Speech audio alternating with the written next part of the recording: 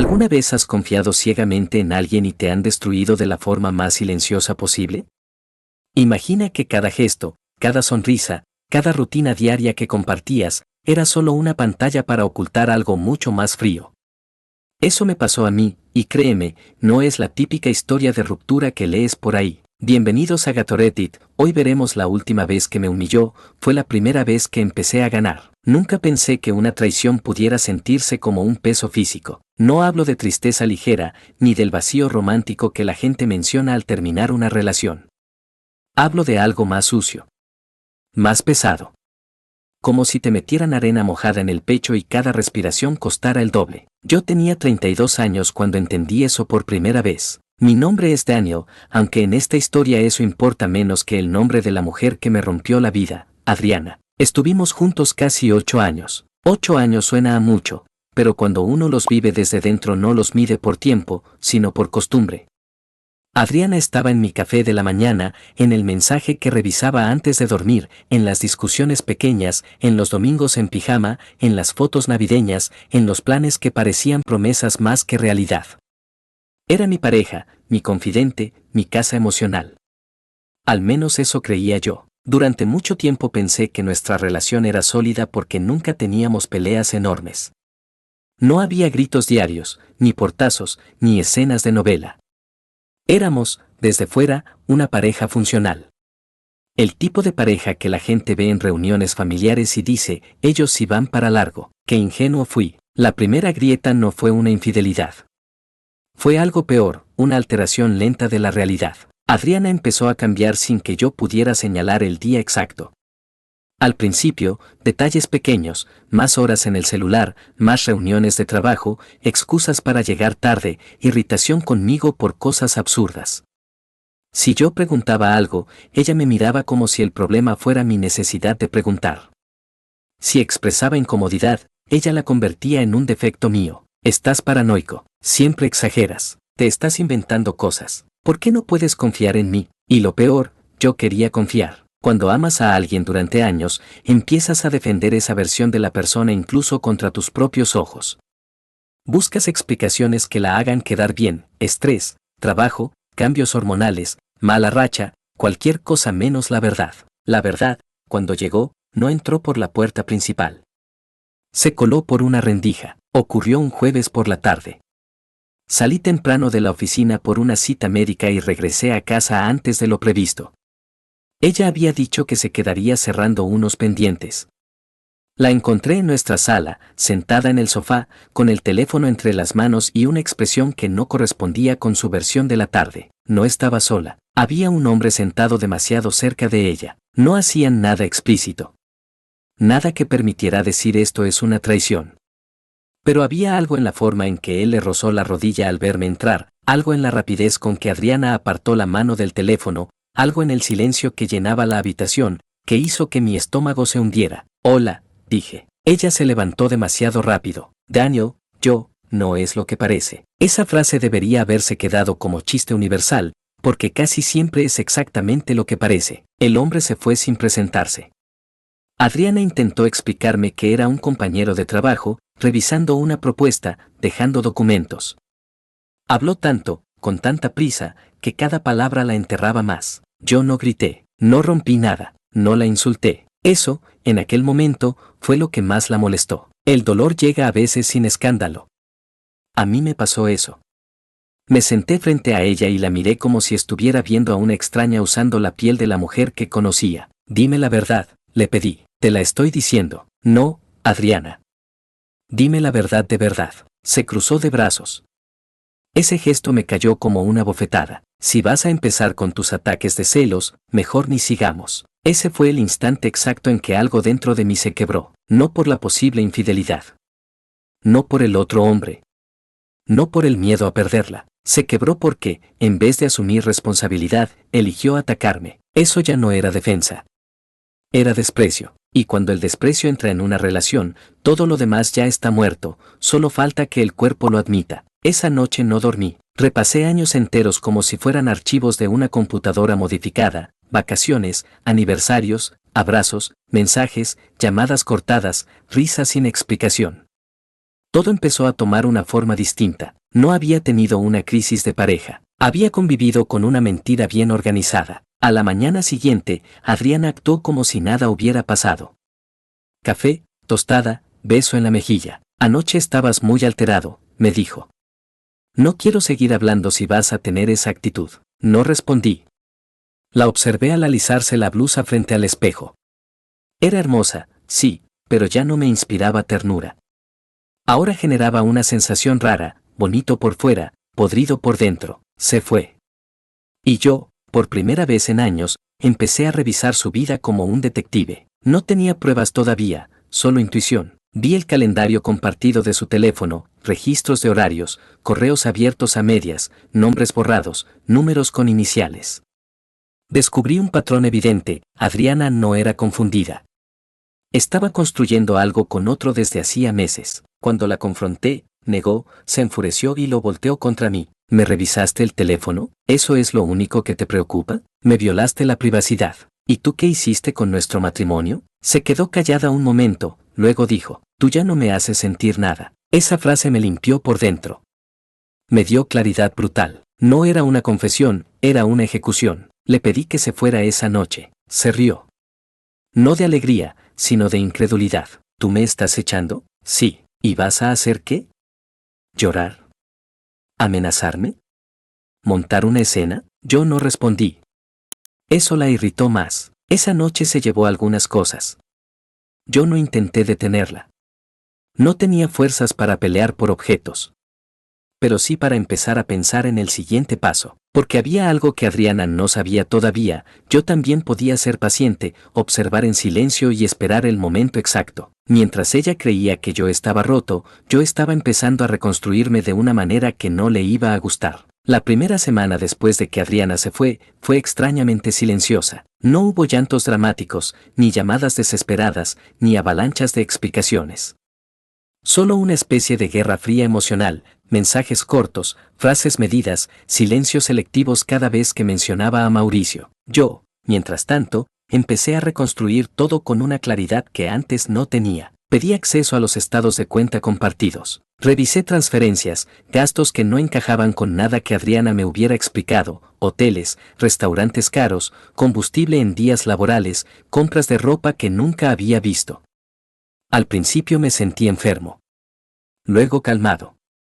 Cada dato era una pieza, y cada pieza confirmaba que lo que viví no era una relación rota, sino una operación cuidadosamente sostenida. Pero había algo más. Una tarde, revisando correos y archivos antiguos, encontré un documento que no estaba dirigido a mí, una propuesta de mudanza. Adriana y Mauricio planeaban irse juntos a otra ciudad. Lo más insultante no era la traición en sí. Era la planificación. Fechas, alquiler, zonas, trabajos, transición silenciosa. Yo no era el esposo abandonado de una aventura impulsiva. Era un obstáculo logístico. Eso me volvió peligrosamente sereno. Llamé a mi abogado, Tomás. Si hubo bienes compartidos, conviene actuar rápido, dijo. Si intentó vaciar recursos, tenemos margen para protegerte. Pero necesitas pruebas. Las tengo, respondí. No las muevas. Documenta todo y no la enfrentes más de lo necesario. Por primera vez en días, sentí que alguien me devolvía el piso. Mientras tanto, Adriana seguía apareciendo y desapareciendo como si nada. Algunas veces por cosas personales, otras para hablar con calma. Pero cada conversación terminaba igual, ella minimizando lo ocurrido, yo negándome a aceptar su versión maquillada. Una noche incluso intentó volver, no con una disculpa real. Con estrategia. Se presentó más arreglada de lo normal, con expresión suave, casi nostálgica.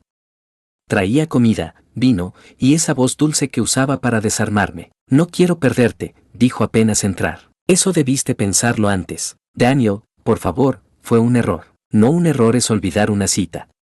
Lo tuyo fue una decisión. Se apretó los labios. No todo es blanco y negro. Si lo es cuando traicionas durante meses. Se sentó frente a mí y respiró hondo. Mauricio no significa nada. La miré con incredulidad fría. Entonces, ¿por qué mentiste tanto? Porque sabía que reaccionarías como ahora. ¿Como ahora? O sea, como una persona que descubrió que su pareja lo engañaba. No respondió. Jugaba con la copa de vino, buscando salida emocional. Fue en ese instante cuando entendí, Adriana no estaba arrepentida del daño, estaba arrepentida de haber sido descubierta. Yo ya no quería controlarla, quería soltar el cabo. Acepté fingir por un momento que estaba dispuesto a hablar más adelante. No porque la perdonara, sino porque necesitaba tiempo para completar mis movimientos. Adriana se fue convencida de que tarde o temprano me doblegaría. El primer paso real fue financiero. Con Tomás, revisamos cuentas conjuntas, pagos compartidos, movimientos sospechosos y activos vinculados. Adriana había transferido dinero a una cuenta separada meses antes. También intentó registrar un contrato de renta a nombre de ambos sin consultarme. Legalmente, dinamita. El segundo paso fue laboral. Mauricio no era intocable. Su esposa, Lucía, no sabía nada. Tomás me recomendó no actuar por impulso, así que hice algo más inteligente que una escena. Primero reuní pruebas, capturas, correos, fechas, facturas, mensajes donde Adriana me llamaba un trámite pendiente. No había necesidad de inventar nada. La verdad ya era suficientemente fea. Luego busqué a Lucía. No fue fácil. Hablé con ella en privado, solo hechos. Su cara al leer los primeros mensajes, no gritó, no rompió nada, solo se quedó inmóvil unos segundos, como si el mundo se hubiera apagado. Después de eso, la venganza empezó a correr por su propio camino. Lucía documentó todo con precisión, correos, agendas, gastos, viajes, permisos. Mauricio había usado recursos de la empresa para encuentros personales. Su infidelidad era marital y profesional. Yo no participé. A veces, la venganza más limpia es dejar que la verdad siga su curso. Adriana notó el cambio antes que Mauricio. Empezó a escribirme más seguido. Podemos hablar, reproches, fingida preocupación. Siento que estás distanciado. Siempre estás tan frío. No sé qué te hizo Lucía, pero no permitas que te llene la cabeza de cosas. Le respondí una sola vez. Tranquila. Todo se va a aclarar. El colapso no ocurrió en un solo día. Mauricio fue removido de su puesto, surgieron rumores internos, su matrimonio terminó, su reputación se desplomó. Adriana, en cambio, no lo vio venir. Ella creía que Mauricio dejaría a su esposa, que la mudanza seguiría viva, que todo era cuestión de tiempo. Incluso llegó a escribirle delante de mí, mientras recogía sus cosas. ¿Sigues sin hablar conmigo? Estoy ocupándome. ¿De qué? De la parte final de lo que tú empezaste. No entendió. Sacó su caja de cosas, frunció el ceño, se quedó pálida cuando le expliqué. Ya no tienes casa aquí. Me mentiste, me usaste como fachada, me humillaste. Esto es cierre. Tomó el sobre con documentación legal y financiera inicial. Nada teatral, solo suficiente para dejar claro que ya no improvisaba. Esa noche se fue. Yo no sentí euforia, sino vacío. No por extrañarla, sino porque despedirse de una mentira es un duelo, pero el proceso legal siguió. Tomás bloqueó transferencias, protegió bienes, documentó intentos de manipulación patrimonial. La situación laboral de Mauricio se hizo pública, Lucía terminó dejándolo. Adriana, que apostó todo a un plan romántico con hombre casado, se quedó sin esposo, sin amante, sin estabilidad, sin ventaja. Todavía me escribió 2 veces más, como adulto si me perdiste por orgullo. No respondí. Al final, entendí lo que realmente era esa historia. No era sobre infidelidad. No era sobre venganza romántica. Era sobre alguien que creyó que podía manipular la confianza de otro y salir ileso. Y no salió ilesa. Unos meses después, ya con todo resuelto, fui a recoger las últimas cajas que quedaban en el depósito. Entré solo. El lugar estaba en silencio. Ese silencio me recordó a la casa antes de que todo se desmoronara. Pero esta vez no dolía igual. Había una diferencia enorme entre estar solo por abandono y estar solo por elección. Mientras revisaba, encontré una foto vieja en una caja. Era de una excursión que habíamos hecho años atrás, cuando todavía parecíamos felices. Nos veíamos jóvenes, despreocupados, convencidos de que el amor era suficiente para sostener cualquier cosa. Me quedé mirándola un momento, luego la dejé en la caja otra vez. No la rompí, no la quemé, no hice ninguna escena grandilocuente, solo entendí algo, ya no tenía poder sobre mí. Esa fue mi verdadera venganza, no arruinarla públicamente. No perseguirla. No humillarla más de lo necesario. Mi venganza fue reconstruirme tan bien, tan limpio, tan firme, que la versión de mí que ella creyó destruir ya no existiera. Semanas más tarde me enteré de que Adriana tuvo problemas serios para estabilizarse. Perdió el apartamento que pensaba compartir con Mauricio, luego su trabajo terminó en un traslado incómodo, y al final se quedó arrastrando las consecuencias de sus decisiones como quien carga una maleta rota por un aeropuerto vacío. No sentí alegría, sentí justicia, y son dos cosas diferentes, porque la alegría necesita odio, pero la justicia solo necesita tiempo. Hoy, si me preguntan qué aprendí de todo esto, diría esto: el amor sin honestidad es solo una fecha de expiración bien disimulada. A veces, la persona que más te hiere no es la que grita, sino la que te mira a los ojos mientras te borra lentamente. Yo sobreviví, no ileso, no limpio, no perfecto, pero sobreviví, y eso fue suficiente. Y así termina esta historia, no con gritos ni con escenas dramáticas, sino con algo mucho más poderoso: la reconstrucción de uno mismo, la paciencia y la justicia que llega sin necesidad de alardes. Sobrevivir a una traición así no es sencillo, pero es posible. Lo que más importa es que aprendes que tu valor no depende de quien te traiciona, sino de cómo eliges levantarte después. Si te gustó esta historia, no olvides dejar tu like, comentar qué parte te impactó más y suscribirte al canal para que no te pierdas la próxima entrega. Activa la campanita para recibir la notificación de cada nueva historia intensa como esta. Y si tienes alguna historia que quieras que sea contada al estilo Gatoredit, contáctame. Tu historia podría ser la próxima que todos escuchen, se sorprendan y comenten sin parar. Recuerda, las historias más reales, crudas y dramáticas son las que más nos hacen reflexionar y a veces, solo a veces, aprender.